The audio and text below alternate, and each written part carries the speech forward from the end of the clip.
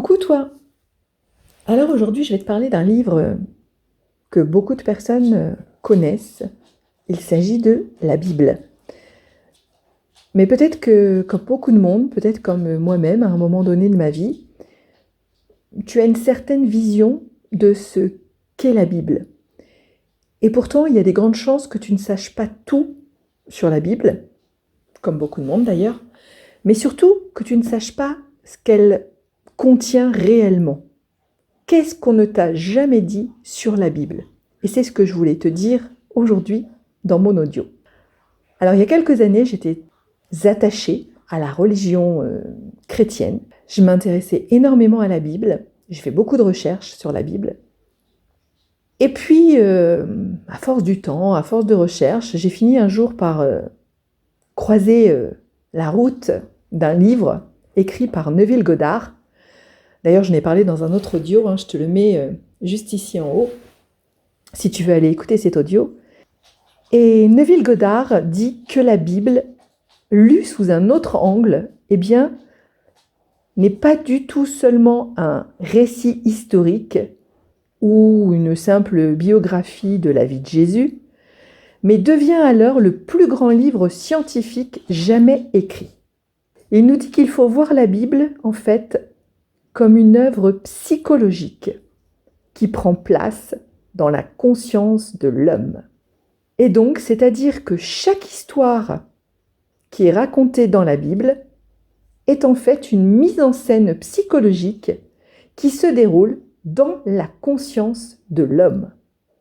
Alors effectivement, ça donne un tout autre regard sur la Bible. Et là, on se dit, mais alors du coup, c'est plus seulement un récit historique, mais si tu en fais une lecture à un autre niveau, tu t'aperçois que c'est un drame psychologique qui se joue à l'intérieur de la conscience de l'homme. Waouh! Mais alors, tu vas commencer à te poser plein de questions. Et d'ailleurs, je t'invite à aller lire le livre La loi de Neville Goddard, parce que tu n'auras que les meilleures explications par rapport à celles que je vais te donner. Tu auras beaucoup plus d'explications. Là, moi, je veux seulement soulever quelques idées qui vont te permettre peut-être de t'interroger et de te dire ouais, j'ai envie d'en savoir plus. Et puis de te dire aussi, mais la Bible, c'est pas seulement ce qu'on m'a raconté depuis toujours, que c'est la vie de Jésus, la vie de Dieu, ce que Dieu veut, la volonté de Dieu, etc. Non, non. La Bible, c'est un drame psychologique qui se joue à l'intérieur de la conscience de l'homme. Alors, peut-être que tu te demandes, mais dans ce cas-là, mais qui est Dieu alors? Et là, tu as la réponse qui se trouve en Exode 3,14, et pas que là d'ailleurs, mais tu la trouves en Exode 3,14, et c'est Moïse lui-même qui te dit que Dieu est « Je suis ». Ah, tu as ici une première réponse. Et ensuite, tu vas trouver des centaines de fois, des centaines de références dans le Nouveau Testament que Dieu est « Je suis ». Alors, je vais t'en citer quelques-unes. Tu vas avoir le psaume 46, 10. Alors ça, c'est pas le Nouveau Testament. Le psaume, c'est l'Ancien Testament, mais qui te dit « Sois tranquille et sache que je suis Dieu ». Tu vas trouver également une référence en Isaïe 45, 5, en Joël 2, 27. Donc tout ça, ce sont les références de l'Ancien Testament. Maintenant, comme je te parlais du Nouveau Testament, tu vas trouver une référence, alors il y en a des centaines, je t'en cite quelques-unes, tu vas trouver une référence, plusieurs références d'ailleurs, dans l'évangile de Jean. Tu vas trouver cela en Jean 10, 14, qui dit « Je suis le bon berger, je connais mes brebis et je suis connu des miennes ». Tu vas avoir Jean chapitre 10, verset 9, qui te dit « Je suis la porte ». Tu vas avoir Jean toujours au chapitre 10, verset 7, qui te dit « En vérité, je vous le dis, je suis la porte des brebis ». Toujours en Jean, chapitre 11, verset 25, tu vas trouver « Je suis la résurrection et la vie ». Tu vas avoir aussi une référence en Jean 14, 6. Et ensuite, dans l'Apocalypse ou Révélation, le dernier livre de la Bible, au chapitre 22, verset 13, qui dit « Je suis l'alpha et l'oméga ». Et tu as également au chapitre 1 et au verset 8 de ce même livre qui dit « Je suis l'alpha et l'oméga, le commencement et la fin ». Je ne t'ai pas tous cité, hein, puisque je t'ai dit qu'il y en a au moins des centaines, mais tu vois que partout dans la Bible, tu trouves cette référence à « Je suis ». Et donc, ce « Je suis », eh bien, c'est tout simplement Dieu qui est la conscience d'être de l'homme. Tout d'un coup, ça prend une forme différente si tu réalises que à chaque fois que tu vois le mot Dieu ou je suis, eh bien en fait, il est parlé là de la conscience d'être de l'homme, de ta conscience, de ma conscience. Donc forcément, déjà, ça change la lecture. Et ça nous montre tout d'un coup qu'il ne s'agit pas d'un Dieu séparé de nous, puisqu'il est notre conscience. Donc, déjà, les choses prennent une forme complètement différente. Et là, tu ne vois plus un Dieu à l'extérieur de toi, mais un Dieu qui serait donc ta conscience, donc qui se trouve à l'intérieur de toi. D'ailleurs, tu retrouves dans la Bible le passage qui te dit que le royaume des cieux est en vous. Donc cela confirme bien ce que je viens de te dire. Mais cette conscience qui est à l'intérieur de toi te permet ainsi de faire que toute chose devienne possible. Mais alors, tu vas me dire, mais comment faut-il faire? Parce que, ok, Dieu c'est ma conscience, je peux rendre toute chose possible, mais comment je réalise ça? Alors déjà, il va falloir que tu renonces à toutes tes anciennes croyances sur Dieu. Puisque avant, tu t'imaginais peut-être que Dieu, c'était un personnage qui vivait dans le ciel, etc.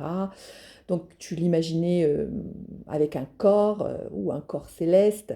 Bref, tout d'un coup, il faut que tu changes ta croyance vis-à-vis de Dieu.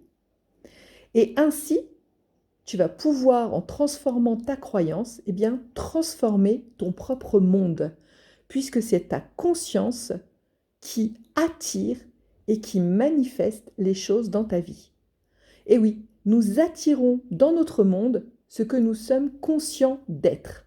Donc si quelqu'un souhaite par exemple devenir riche et qu'il ressent le manque d'argent, eh bien, il va tout bonnement manifester une vie avec le manque d'argent. C'est d'ailleurs pour ça que l'on peut dire que les prières sont vaines. Pourquoi? Bien parce que les prières, en fait, elles ne font qu'accentuer le fait qu'il te manque quelque chose. Tu vas prier pour obtenir quelque chose. Et en faisant cela, eh bien simplement, tu accentues le fait qu'il te manque cette chose, que tu voudrais cette chose. Eh bien forcément, tu vas donc avoir conscience de ce manque et ta conscience va manifester dans ton monde ce manque. Donc une prière n'est pas une chose qui va te permettre de réaliser ton désir, bien au contraire. Ce qui va te permettre de réaliser ton désir, eh bien, c'est ta conscience. C'est d'avoir conscience d'être ce désir lui-même. Il faut être en fait dans l'état de conscience que les choses que tu souhaites se sont déjà réalisées, que tu peux le ressentir à l'intérieur de toi comme une chose déjà arrivée. Donc, si tu veux être par exemple en bonne santé, eh bien tu vas devoir ressentir le sentiment que je suis en bonne santé. Tu vas avoir le sentiment d'avoir atteint déjà cette santé. Tout ce que tu trouves dans ta conscience va se manifester dans ton monde. C'est très important de faire attention à ta conscience. Il va falloir que tu puisses te dire que je suis telle chose et que tu ressentes que tu es ce je suis, que tu l'es vraiment déjà là maintenant. Il faut que tu sois la chose désirée. Alors c'est peut-être pas très facile à comprendre ce que je viens de te dire, mais tu as le pouvoir de faire apparaître dans ce monde tout ce que tu as conscience d'être. Donc si tu as conscience d'être en bonne santé, eh bien tu vas faire se manifester la bonne santé. Si tu as conscience d'être quelqu'un de fort, eh bien tu vas faire manifester que tu es fort. C'est très important donc de mettre de la conscience sur sa propre conscience. Parce que si ta conscience te dit à l'intérieur de toi que tu es nul, que tu es faible, que tu es malade, eh bien malheureusement, tu vas manifester toutes ces choses, même sans le vouloir en fait, en quelque sorte. Il va falloir donc que tu élèves ton niveau de conscience à un niveau supérieur, que tu te détournes de toutes tes limitations pour pouvoir ensuite placer ta conscience sur ce que tu désires réellement. Parce que c'est ce que tu vas donc manifester. Et pas en espérant cela, parce que si ce n'est que de l'espoir, eh bien tu vas générer l'espoir du manque, mais en étant convaincu, en revendiquant cette chose désirée comme déjà réalisée. Donc il faut vraiment avoir ce qu'on appelle la foi. C'est là où tu peux te référer par exemple au fait que tu es persuadé que demain il va faire jour. Tu ne doutes pas que demain matin le soleil va se lever. T'en es convaincu, tu ne te poses même pas la question. Tu as la foi dans le fait que demain il fera jour, le soleil va se lever. Et en fait, il faut que tu ressentes la même chose à l'intérieur de toi, que tu aies cette conviction certaine que la chose est déjà réalisée. Et pour cela, tant que tu croiras à un Dieu qui est à l'extérieur de toi, eh bien tu vas transférer ton pouvoir à l'extérieur de toi en fait. Tu vas transférer ton pouvoir à tes propres conceptions. Et tu vas oublier que c'est toi qui es le concepteur. Donc il va falloir que cette croyance, tu puisses l'oublier, le fait que Dieu est à l'extérieur de toi, et que la croyance fermement établie de ce que tu veux soit réellement le résultat de ce que tu ressens déjà être réalisé. C'est un peu peut-être compliqué ce que je te dis là, mais en fait c'est comme si tu dois incarner déjà ce résultat. Vivre comme si tu avais déjà obtenu le résultat et te sentir dans le sentiment d'avoir réalisé cette chose. Ainsi, il n'y a pas de sentiment de manque, ni d'attente, ni d'espoir, puisque c'est déjà réalisé. Tu as déjà ce contentement, tu as déjà ce ressenti de ce que tu voulais être, qui existe dès maintenant. C'est tout simplement ça la foi dans la réalisation du déjà accompli. D'ailleurs, Jésus a invité en Matthieu chapitre 6, verset 33, ses disciples à chercher d'abord le royaume.